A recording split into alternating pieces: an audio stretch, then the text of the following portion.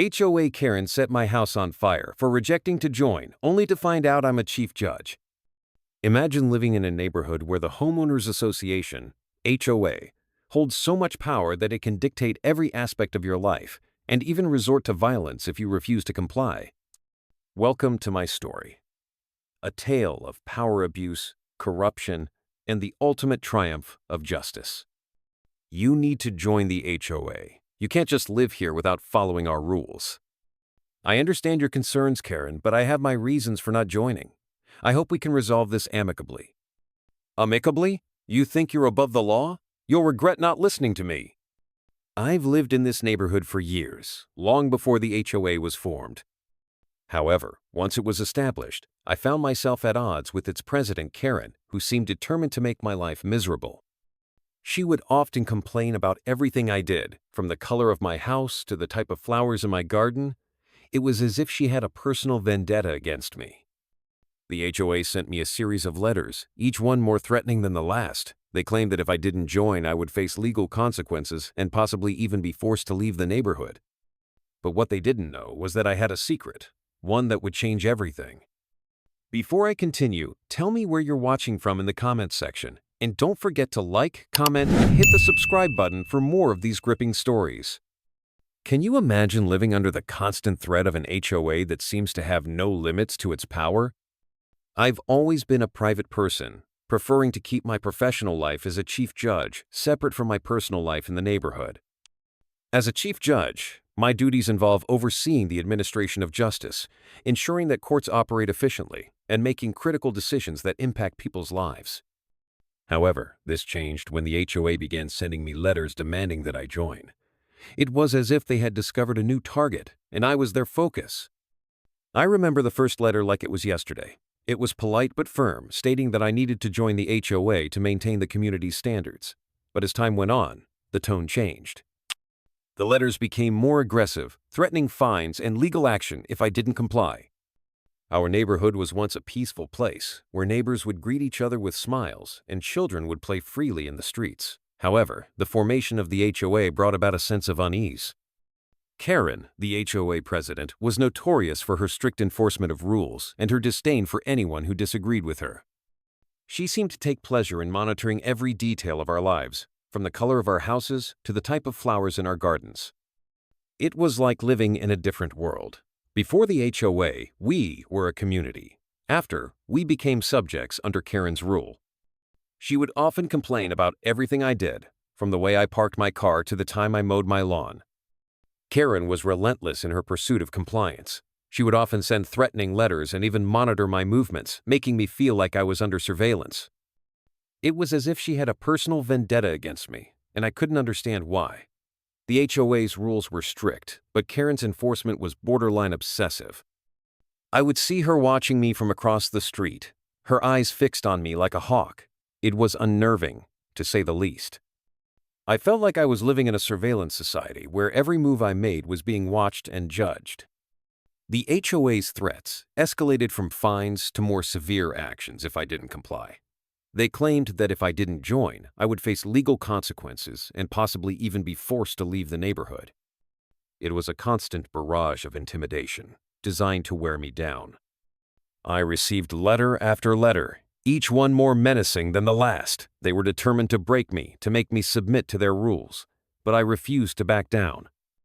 I knew my rights, and I was determined to stand up for them. How far would you go to stand up for your rights against an overbearing HOA? One night, my house was set on fire.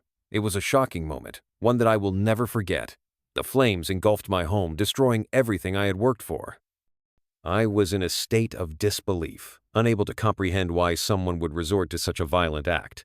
But as I watched my house burn, I knew that this was no accident. The HOA had finally crossed the line, and I soon discovered that they were behind the arson. I remember standing there, feeling helpless as my home burned. It was like watching a part of me disappear. But even in that moment of devastation, I knew I had to act.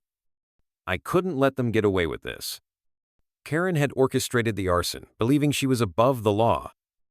She thought that by intimidating me, she could force me to comply with the HOA's demands. But what she didn't know was that she had just made the biggest mistake of her life. I was devastated but determined to seek justice. I revealed my true identity as a chief judge, and Karen realized too late the gravity of her mistake. The look on her face was priceless when she found out who I really was. It was a mix of shock, fear, and regret, all rolled into one. I remember the look on her face when I told her who I was. It was like she had seen a ghost. She stuttered, trying to apologize, but it was too late. The damage was done, and now she had to face the consequences. As a chief judge, I had the power to ensure that justice was served. I knew the law inside out, and I was determined to use it to protect myself and my community from the HOA's abuse of power. I took legal action against Karen and the HOA.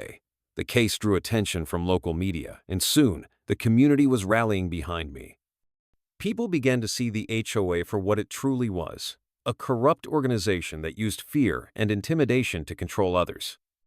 The community came together to support me, and it was amazing to see. People from all walks of life were standing up against the HOA, demanding change and accountability. It was a moment of unity, a moment when we all realized that we didn't have to live in fear. The case against Karen and the HOA was a landmark one. It highlighted the dangers of unchecked power in community organizations and the importance of standing up for one's rights. As the trial progressed, it became clear that justice would be served, and those responsible would face the consequences of their actions. The trial was intense, with both sides presenting their cases, but in the end, the truth prevailed. Karen and the HOA were found guilty of arson and abuse of power. It was a victory not just for me, but for the entire community. What would you do if you found out that someone had intentionally set your home on fire? The court ruled in my favor, and Karen was ordered to build a new house for me and compensate for the damages. She was also forced to leave the neighborhood, a fitting end to her reign of terror. It was a moment of closure, not just for me, but for the entire community that had suffered under her rule. I remember the day the court delivered its verdict. It was a mix of emotions, relief, vindication, and a sense of justice finally being served. Karen's departure was a welcome change, marking the beginning of a new era for our neighborhood. The aftermath of the trial was a time of healing and rebuilding. The community came together to support each other, and we began to rebuild our lives free from the fear of the HOA's abuse. It was a testament to the resilience of our community and the power of standing up for what is right. This experience taught me the importance of standing up against corruption and abuse of power. It also highlighted the need for accountability within HOAs. These organizations are meant to serve the community, not control it. The lessons I learned from this ordeal have stayed with me, reminding me of the importance of vigilance and the need to protect our rights. Looking back, I realized that this experience was a turning point for me. It taught me that even in the face of adversity, we have the power to change our circumstances. It's a lesson that I carry with me every day, both in my personal and professional life.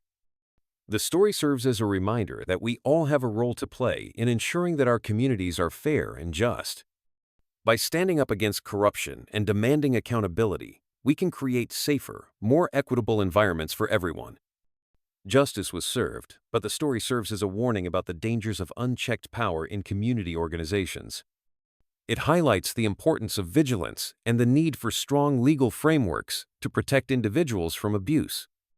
As we move forward, it's crucial that we learn from these experiences and work towards creating communities where everyone feels safe and respected. Today, my house stands as a symbol of resilience and justice. It's a reminder that even in the darkest moments, there is always hope for a better tomorrow. And it's a testament to the power of community when we stand together against injustice. How can we ensure that HOAs operate fairly and do not abuse their authority? If you're facing similar issues with your HOA, remember that you have the right to stand up for yourself. Don't let fear or intimidation silence you. Seek legal advice, and don't be afraid to speak out. Your voice matters, and together, we can create communities where everyone feels safe and respected. I want to encourage anyone who is going through a similar situation to stay strong. Reach out to local authorities, seek legal counsel, and don't hesitate to share your story. By standing together, we can bring about change and ensure that our communities are governed fairly. Remember, justice is not just a concept, It's a reality that we can achieve when we stand up for what is right. Don't let anyone take away your rights or silence your voice. You have the power to make a difference. This story is a testament to the power of resilience and the importance of fighting for what is right. It shows us that even in the face of adversity, we have the strength to overcome and emerge stronger. My journey was not easy, but it was worth it. I hope that my story inspires you to stand up for yourself and for others who may be facing similar challenges. As I look back on this journey, I am reminded of the importance of community and the power of collective action. We are stronger together, and when we stand up for justice, we create a better world for everyone. I hope that my story will inspire you to be that change in your own community. So, let's make a commitment today to stand up for justice, to fight for what is right, and to create communities where everyone can live with dignity and respect. What will you do today to stand up for justice in your community?